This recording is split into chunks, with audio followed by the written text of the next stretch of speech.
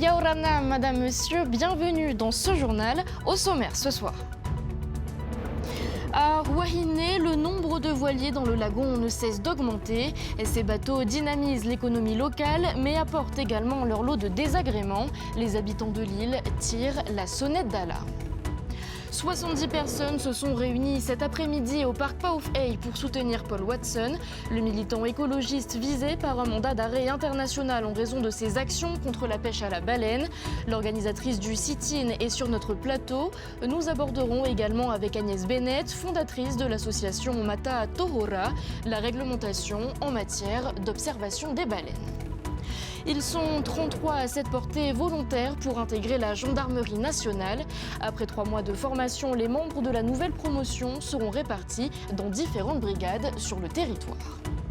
À la fin de ce journal, nous vous dévoilerons les nouveautés de la Super Aito 2024.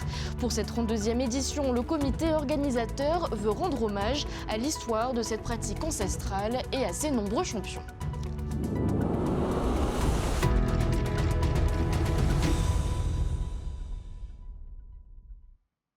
Mouillage sauvage, coraux abîmés et incivilité. La présence croissante de voiliers sur l'île de Huahine inquiète la population.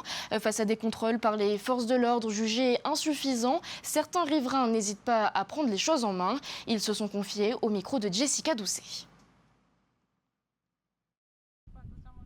Les yeux rivés sur le lagon de Faré, Mouihog observe la valse des voiliers. Depuis la crise Covid, ils sont de plus en plus nombreux à débarquer à Huahine, une présence vue d'un mauvais œil par certains habitants.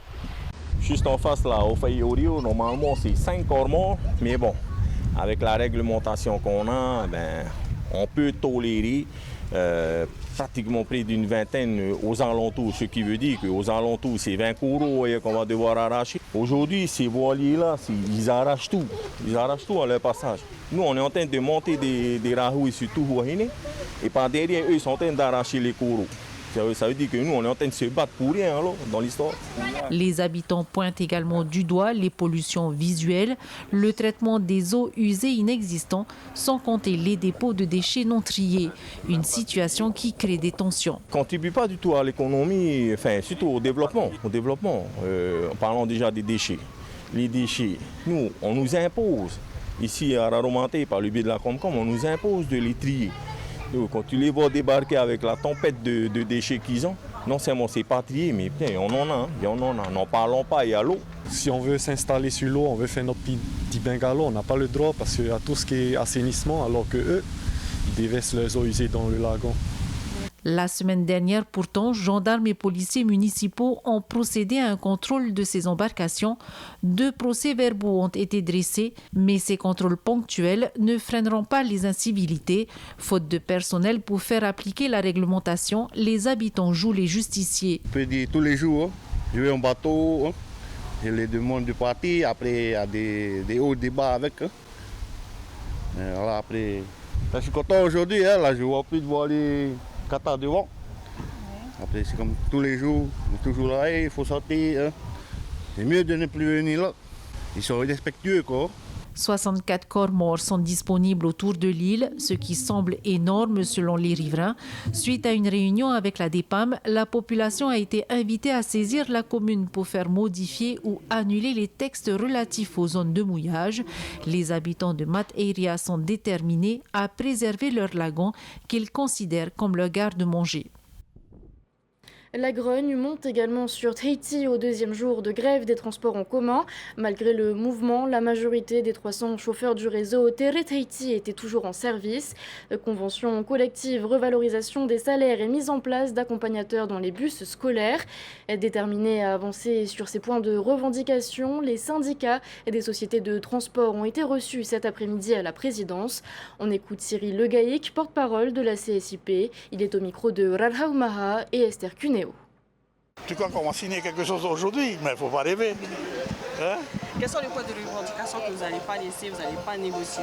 C'est la convention collective, sectorielle, tout ça, la grille salariale, les primes qui joignent aux difficultés des chauffeurs, tout ça.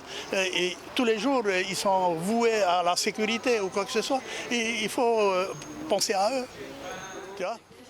Voilà, et les négociations se sont terminées il y a quelques minutes. Aucun protocole d'accord n'a encore été signé. Une nouvelle rencontre est prévue ce vendredi.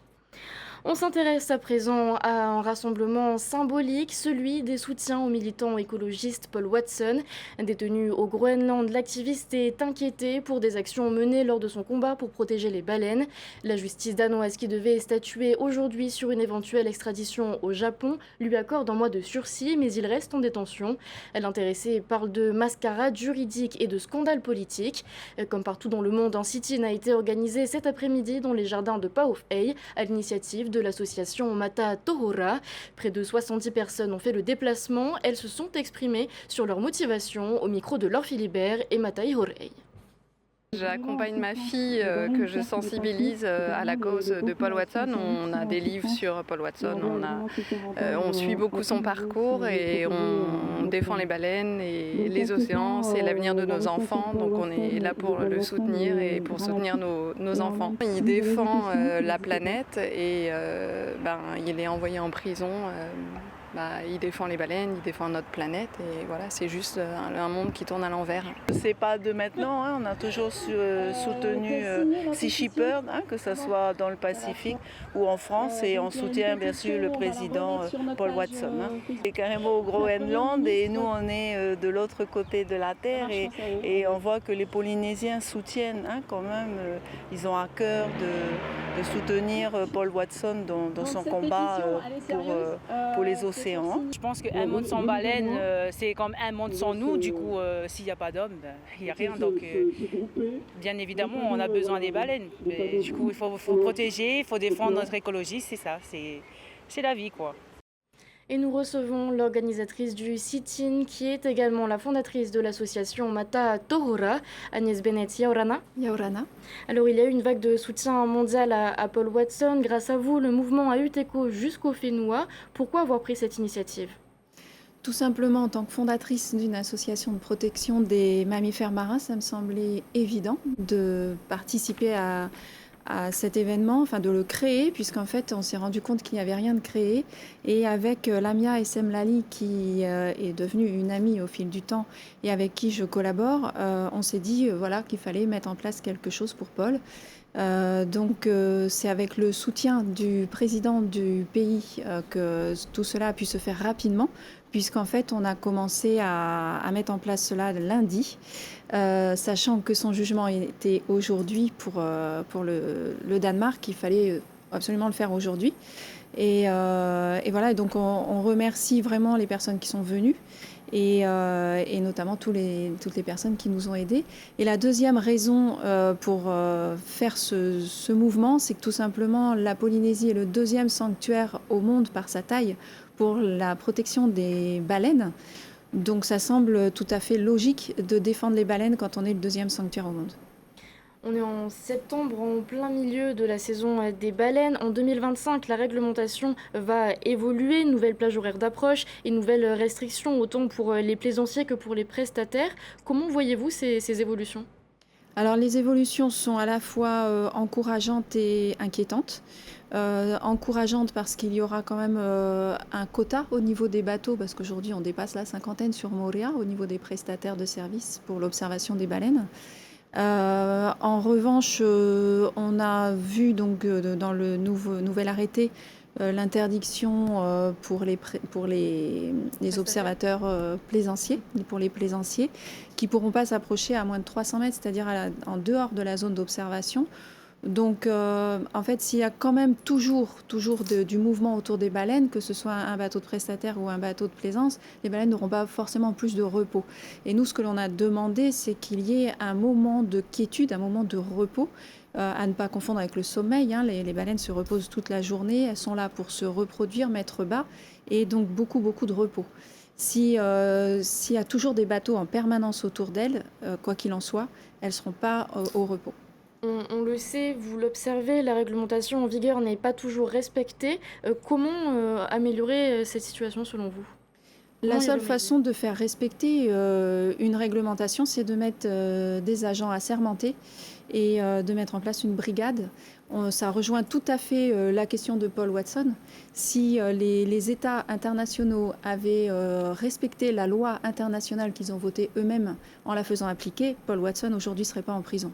Donc on est toujours un peu dans le même cas, en fait, c'est que des lois sont votées mais pas appliquées. Donc la seule façon de faire appliquer une loi, c'est d'avoir une brigade assermentée et qui soit le plus possible sur l'eau pour faire respecter la loi qui est votée par un pays. Le non-respect de cette réglementation peut avoir un impact dont on n'imagine pas forcément l'ampleur sur les baleines. Vous avez justement fait une étude éthologique sur le sujet ? Oui, donc l'étude date maintenant de 2019, donc les choses ont changé, c'est-à-dire qu'il y a encore plus de bateaux. Ce qui s'avère, c'est que sur Moorea, à cette époque-là, les baleines à bosse n'avaient que 28 minutes de temps de quiétude en moyenne sur 12 heures. J'ai commencé l'étude à 6 heures du matin, fini à 18 heures. Donc sur 12 heures, les baleines à bosse, on a pu enregistrer que 28 minutes de temps de quiétude dans un sanctuaire où elles sont censées se reposer.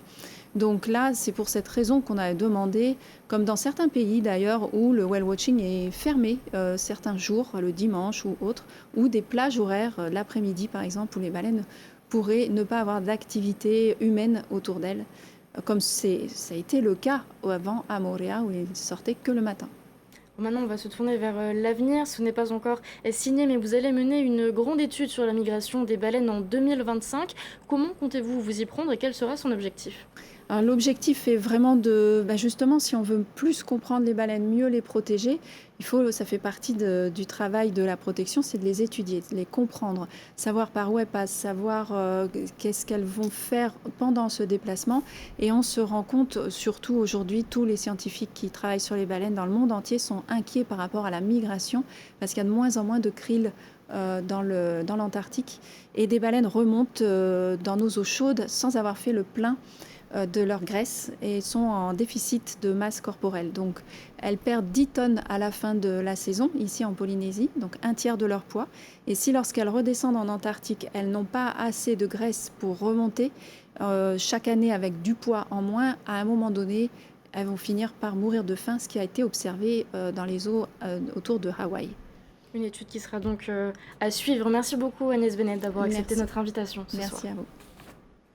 Et on reste sur l'eau. Le patrouilleur Arago, bien ancré dans l'histoire de la Marine nationale en Polynésie, a quitté définitivement les quais de Papeete. Pendant ses 13 années de présence dans le Pacifique Sud, le navire a participé à de nombreuses missions. Ce matin, son départ en a ému plus d'un, comme l'ont constaté Thomas Chabrol et Merete Atto. Difficile de retenir ses larmes sur le quai. Parmi les membres d'équipage de l'Arago, certains ont vécu une expérience riche en souvenirs ces 3 dernières années passées au Fénois.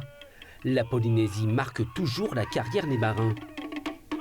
La page se tourne pour eux comme pour l'Arago. Le bâtiment quitte la Polynésie pour rejoindre Brest, son nouveau port d'attache. Une nouvelle génération de patrouilleurs prend désormais la relève pour assurer les missions de la Marine nationale. L'Arago est encore bien solide puisqu'il va continuer à naviguer à ce stade jusqu'en 2027. Mais il va être remplacé par un bâtiment plus grand, aux capacités renforcées, améliorées, qui, comme le Terriero à Terrio-Terrail, va devenir renforcer l'action de l'État en mer et plus globalement l'action des forces armées en Polynésie française. Pendant ces 13 années en Polynésie, l'Arago a effectué de nombreuses opérations de police des pêches. Ces différents équipages ont aussi été sollicités lors de missions pour renforcer la sécurité maritime régionale. Plus récemment, en 2022, l'Arago a participé à une mission de secours humanitaire au Tonga suite à l'éruption d'un volcan. Il a son expérience des eaux polynésiennes, comme je le disais, depuis le bleu lagon jusqu'à la haute mer. Il est inscrit dans le paysage, il connaît très bien la Polynésie.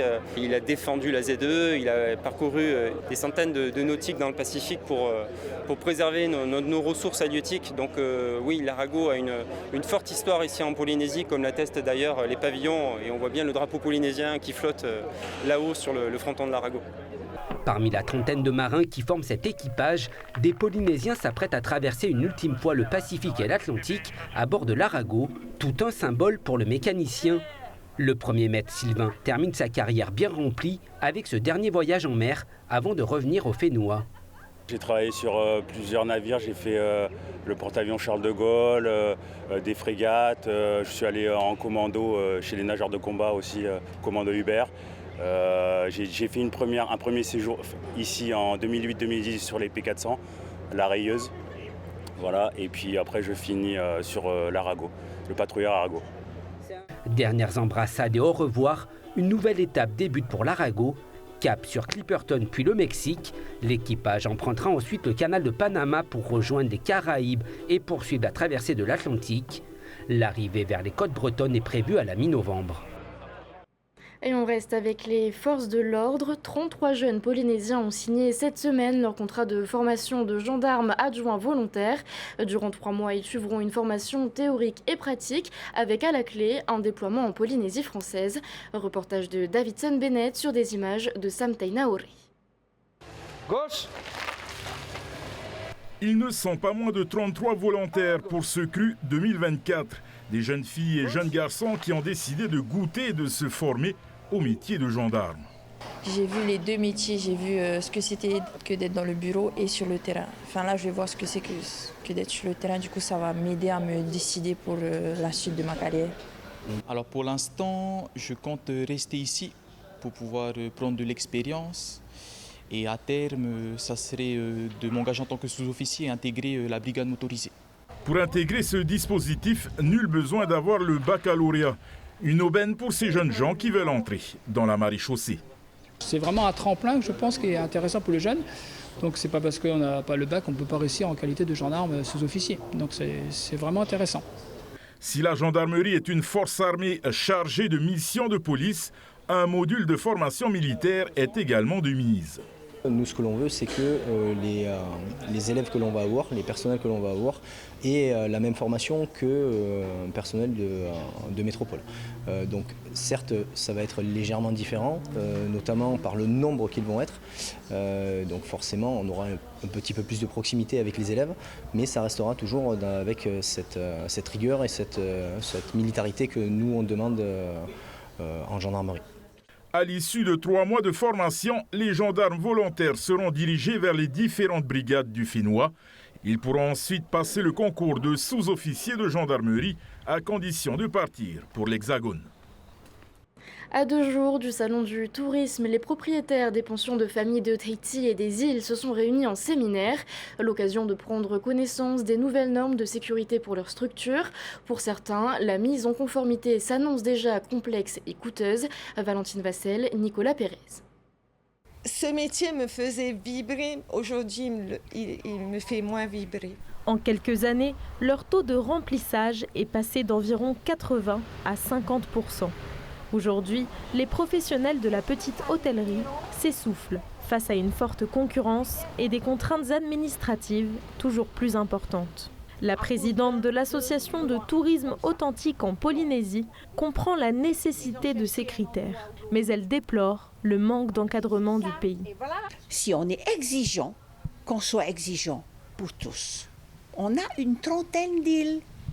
Et il y en a parmi ces îles qui n'ont jamais reçu qui que ce soit pour venir faire le moindre petit contrôle. On n'a pas le droit d'en laisser un au bord de la route. Sinon, comme je le disais dernièrement à la Chambre de commerce, retirez-moi alors ces îles de cette appellation touristique. Par manque de moyens logistiques et financiers, il reste très difficile pour les pensions des îles les plus éloignées d'effectuer des travaux pour se remettre aux normes. D'où l'intérêt pour les membres de l'association de mutualiser leurs efforts. On a un vrai problème aussi au niveau des électriciens, par exemple. C'est-à-dire que sur ces îles-là, on n'a pas forcément des électriciens qualifiés, des électriciens qui connaissent parfaitement les normes.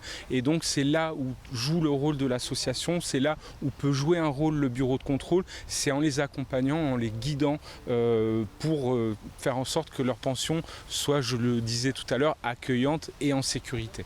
Déjà mis en difficulté par la crise Covid, ces professionnels doivent aujourd'hui trouver les moyens de répondre à de nouveaux critères de sécurité. Des contraintes que leurs concurrents de premier rang, les Airbnb, ne connaissent pas, selon Garina, propriétaire d'une pension à Fakarava. Honnêtement, je suis un peu dépitée. On a l'impression de tout le temps s'engager et d'essayer de répondre à tous les critères qui nous sont imposés, mais à chaque fois, on nous invente encore des nouveaux critères. Mais à côté de ça, je tiens à rappeler quand même qu'il y a qu'il y a les meublés du tourisme qui reçoivent exactement les mêmes personnes dans leur maison, dans leur logement, dans leurs hébergements, qui, eux, n'ont pas cette obligation de contrôle de sécurité, ce qui me paraît très injuste. Le salon du tourisme, du 6 au 8 septembre, devrait leur servir de vitrine et rebooster leur activité. Le 6 septembre marquera également le début de la semaine de prévention du suicide qui se tiendra jusqu'au 14 septembre dans les jardins de la mairie de Pirée. Au programme, plusieurs ateliers notamment sur le bien-être mental. Une conférence débat sera organisée dans l'amphithéâtre du lycée hôtelier avec les services de la santé et de la sécurité et les associations qui luttent pour la prévention du suicide. Pour soutenir l'association SOS Suicide, une rando cyclo et une tombola seront organisées. Retrouvez toutes les informations pratiques pour y participer sur notre site TNTV News. Du sport pour terminer ce journal, la 32e édition de la course Super Aito, compétition phare du Va'a Ho'e, se tiendra ce samedi.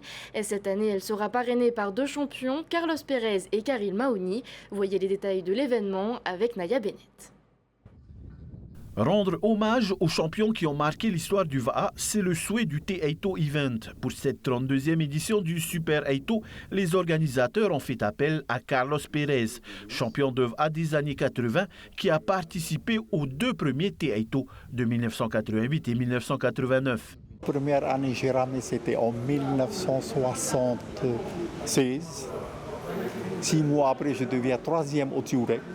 Avec ma propre pirogue que j'étais, c'est pour dire qu'on veut un peu, c'est un peu ce partage que je vais faire. En 6 mois, je me suis retrouvé, il faudrait que je sorte aussi le nom de Roto Bernardino premier, Teva, après Subani Teva. Carlos Pérez, Maïrenou, j'étais le plus heureux des rameurs, 6 mois après. Et après, 1 an après, j'ai commencé à prendre le goût d'être premier. Et premier pendant 10 ans, pratiquement sur toutes les courses. 2 étapes sont au programme du Super Aito cette année avec une première étape dénommée Carlos Pérez entre Pirée et Papeete et une seconde intitulée Karil Maoni entre Pirée et Mahina. C'est un parcours que tout le monde connaît, tout le monde aime bien, qui peut réserver quelques surprises, mais le principe de la 2e étape, c'est de se dire si un a fait une petite erreur de parcours, de technique ou peut-être a eu un petit problème matériel, il a tout le temps de réparer sa machine, de revoir en fait sa conception de course et essayer de rattraper son retard sur la 2e étape. On va essayer de voir si on peut mettre une bouée peut-être beaucoup plus à l'extérieur du Moutou Martin pour qu'après les gars ils puissent avoir une glisse 100% favorable pour le retour. Voilà. 3 millions de francs de prize money seront distribués lors de cette course V1 dédiée aux hommes, juniors, open, vétérans, champions des îles et de l'international. Ce samedi, ce sont plus de 130 rameurs qui sont attendus au départ de la plage de Taoné. Et c'est la fin de ce journal. Merci de l'avoir suivi. Dans un instant, voyez vos émissions de 0 à 100 km/h et bien dans son faré, les conseils de Noémie. Ensuite, à 19h30, ne manquez pas le documentaire sur le célèbre guitariste Michel Poureuil. Je vous souhaite de passer une excellente soirée. On se retrouve demain à 18h30. Retrouvez ce journal en replay sur notre site internet et notre application mobile TNTV.